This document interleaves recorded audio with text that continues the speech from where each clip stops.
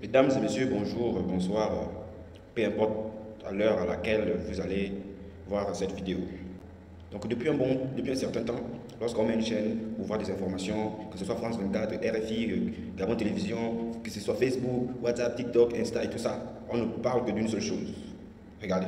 Dina Gabon'dan üniversite okumak için Karabük'e gelmişti. Filyos çayında cansız bedeni bulundu. Ön otopsi raporuna göre genç kız suda boğulmuştu ancak arkadaşları ve yakınları cinayetten şüpheleniyor. Pour ceux qui ne comprennent pas le turc, vous allez le comprendre en français. Ne vous inquiétez pas. Écoutez. C'est la consternation qui règne au sein de la communauté estudiantine gabonaise en Turquie.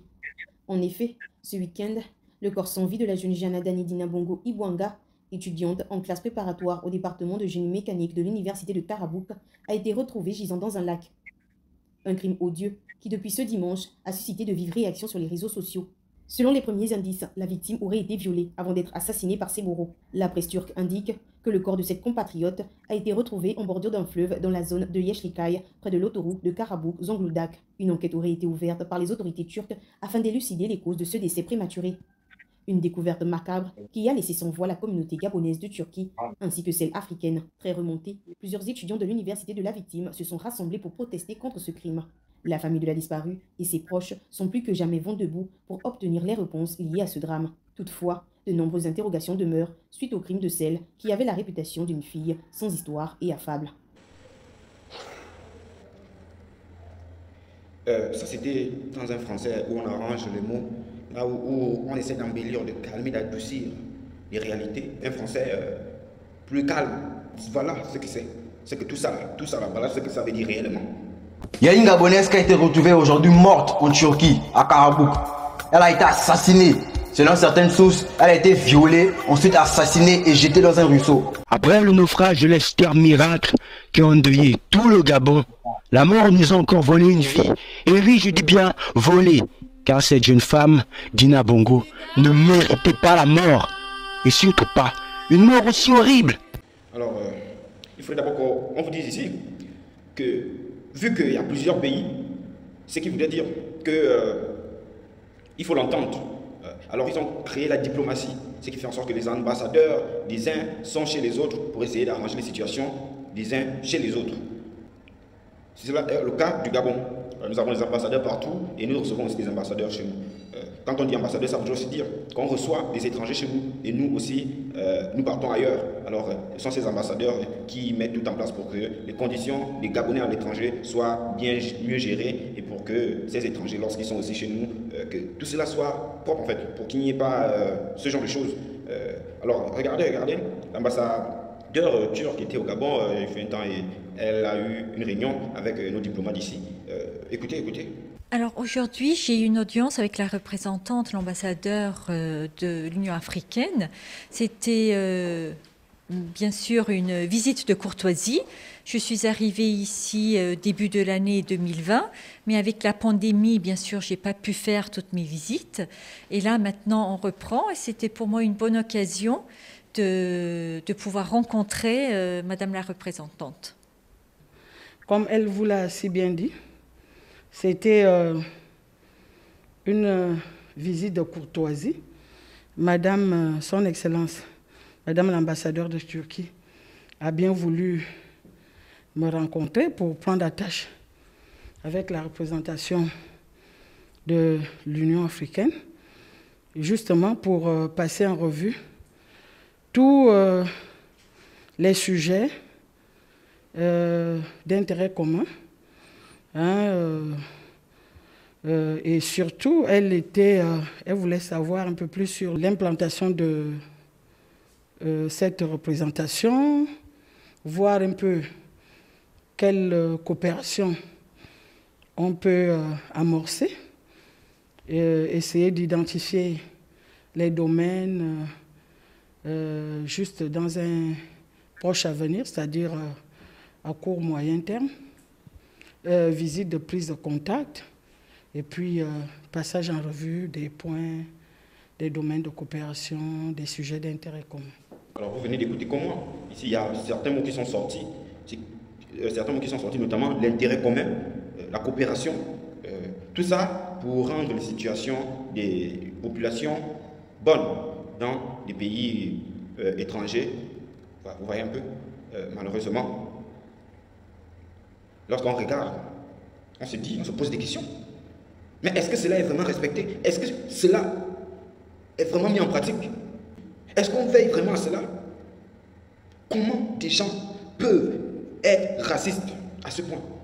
Selon moi, sa mort soulève 3 grandes vérités, 3 messages, 3 problèmes qui devraient être résolus. D'abord, dans le monde, ensuite au Gabon et enfin dans les sociétés humaines. Le monde contre nous. Des films qui parlent de l'esclavage aux vidéos sur internet de noirs qui se font maltraiter. Depuis que je suis petit, je n'ai jamais vraiment compris pourquoi le reste du monde déteste autant les miens. Et pourtant, la science a démontré qu'il n'existait pas plusieurs races, mais une seule, la race humaine. D'une part, après la colonisation négrière, la colonisation et le racisme institutionnel, les afro-descendants vivent encore aujourd'hui un enfer dû à leur couleur de peau. Et la mort de Dina montre encore une fois que tant que nous ne nous lèverons pas, nous sommes destinés, nous et nos descendants, à être des martyrs, des victimes et des souffres-douleurs. En effet, pour le monde entier, nous sommes des parias, des nuisibles, dont l'intelligence est si faible qu'ils ne serviraient qu'à être manipulés ou pire. La mort de Dina est la preuve qu'il est temps pour les peuples africains de s'ériger en puissance pour ne plus jamais subir un tel manque de respect. Pourquoi on n'entend jamais parler de racisme envers les Occidentaux? Pourquoi toujours nous? Pourquoi toujours nous? La preuve que ce racisme envers les Noirs de la part des Turcs ou des Arabes est que cela est insensé. Car comme nous, dans ce monde, ils subissent une oppression occidentale. Vivement que les autorités turques et la diplomatie gabonaise à Ankara viennent à bout de ce crime crapuleux. L'être humain est une personne à respecter, peu importe l'endroit, peu importe sa couleur de peau, peu importe son origine. On peut tout acheter, on peut tout donner, on peut tout vendre. Mais on ne peut pas prendre une vie.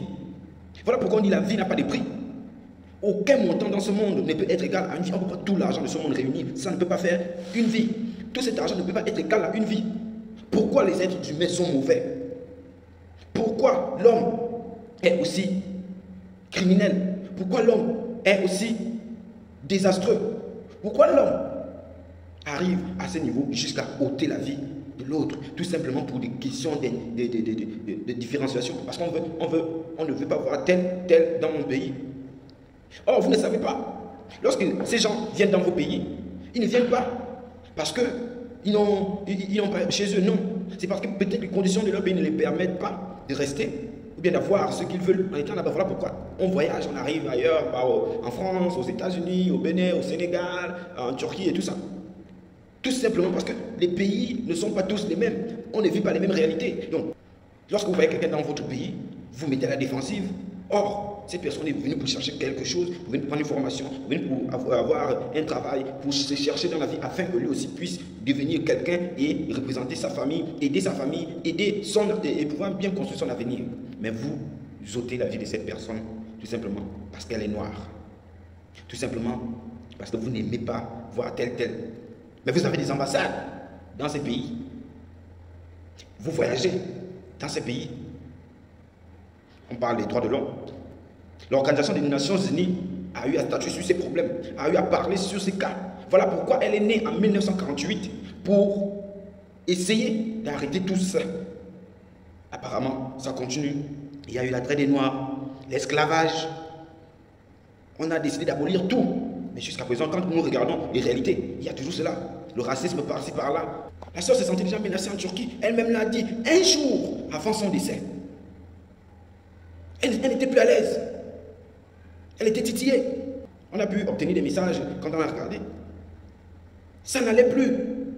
Elle-même, elle a eu à le dire. Écoutez. Maman, il refuse de me rendre le téléphone parce que je suis noire. Je suis dépassée, maman. Je ne fais que pleurer. Depuis hier, je ne fais que pleurer. J'ai la foi fouillée. Je ne dors pas bien. J'ai les mots de paix. Laisse-moi partir à Zakaria. Là-bas, il n'y a pas le racisme. Tu vois, on donne ici qu'on m'a frappé. On m'a tué. Oh, maman, pardon, je t'en supplie. Hier, il y a un truc qui a failli me gifler. Maman, tu vas entendre ici comme ma papa mort. Pardon, si tu veux me voir en vie, maman, laisse-moi partir là-bas. Je suis, oh Seigneur. Maman, il ne peut pas m'aider. Le prof a dit, il ne peut pas. Il ne peut pas. Il ne peut pas m'aider, maman. Je suis noire.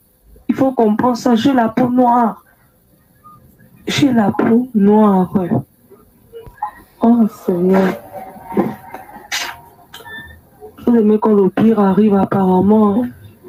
On a tapé notre frangin 11 ici, la mort demande à Cédric. On a tapé 11. On a poignardé 11 parce qu'il était noir. Ici, là. Vous voulez que le pire arrive. Maman, je te parle. Tu me laisses qu'on va me tuer ici. Laisse. Que tu vas entendre qu'on m'a tué ici. Laisse, maman. Bonsoir. La mère ne savait pas le dernier qu'elle allait entendre venant de sa fille qui est allée à l'étranger pour poursuivre ses études, car elle voulait l'avenir de son enfant. Voilà pourquoi elle a dépensé pour que sa fille aille en Turquie et ramener des diplômes, pour pouvoir travailler, pour elle aussi fonder une famille. La voilà qui revient dans un cercueil. La voilà dont son histoire rentre dans les archives mondiales. La voilà qui, son histoire ne va jamais quitter dans les têtes des Gabonais. Tout simplement parce que dans notre pays, le Gabon, on a des problèmes d'université, on a des problèmes pour mieux vivre. On ne sait pas comment demain sera. Nous sommes encore là. Le Gabon ne fait que décroître de plus en plus. Nous sommes dans un pays où on a tout. On a la richesse donnée par Dieu. Mais cette richesse, on la dilapide. Ce qui rend les situations des jeunes Gabonais compliquées, obligés d'aller voir à l'étranger. Et à l'étranger là-bas, on ne nous facilite pas la tâche. Voilà. Vraiment, il faudrait que ça change. Et ce changement doit être rapide, dans les plus brefs délais. Le Gabon n'est pas ce genre de pays où on doit chercher, on doit parler de ce genre de situation. On doit vivre ce genre de situation. On a la richesse, on a ce qui peut nous permettre de rester dans notre propre pays, d'avoir des formations dignes. Vraiment, c'est un hommage que tout le pays rend à notre sœur Dina, et que moi, je viens aussi rendre. Ça nous touche, ça nous tue même. Mais nous ne pouvons que prier notre Dieu, afin qu'il l'accepte dans sa demeure, et que nous nous retrouvions tous au paradis, s'il plaît à Dieu. Dina, va en paix, et que l'Éternel rende justice sur cette affaire. Un crime odieux qui, depuis ce dimanche, a suscité de vives réactions sur les réseaux sociaux.